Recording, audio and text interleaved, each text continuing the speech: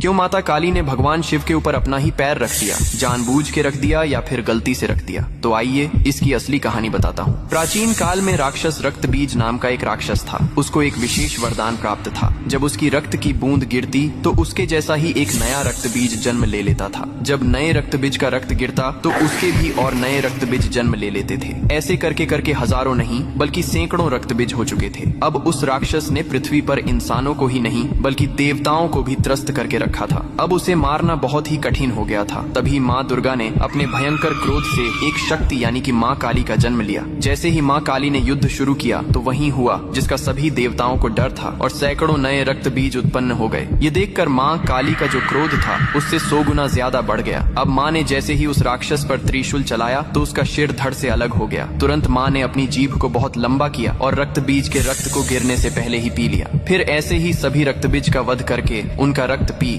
कर उनका क्रोध अब 100 गुना से 200 गुना बढ़ गया था। धरती कांपने लगी थी, समुद्र मथने लगे थे, देवता भयभीत होकर इधर उधर भागने लगे थे। तब देवताओं ने भगवान शिव से प्रार्थना की, हे महादेव, आप ही माता काली के संताप को शांत कर सकते हैं। शिव ने देवताओं की पुकार सुनी और माँ काली के सामने युद्ध भूमि में पहुंच गए। लेकिन माँ अपने तांडव में इतनी लीन थीं कि उन्होंने शिव को भी नहीं देखा। तभी भगवान शिव ने स्वयं माता के चरणों में लेट गए। जैसे ही माँ काली का पैर अनजाने में शिव के सीने पर पड़ा, तुरंत उनका क्रोध शांत हो गया। उन्होंने नीचे देखा तो अपने प्रिय पति शिव थे। यह देखकर उनकी जीभ शर्मिंदगी से बाहर निकल आई। इसके बाद शिव ने मुस्कुराते हुए कहा, हे माँ, तुम्हारा यह रूप सृष्टि के संतुलन के लिए था, लेकिन यह रूप अब धरती पर बहुत धाम धूम से पूजा जाएगा। यही कारण है कि तस्वीर में और मूर्तियों में माँ काली को शिवजी पर खड़े हुए दिखाया जाता है, जो बहुत ही शुभ माना जाता है।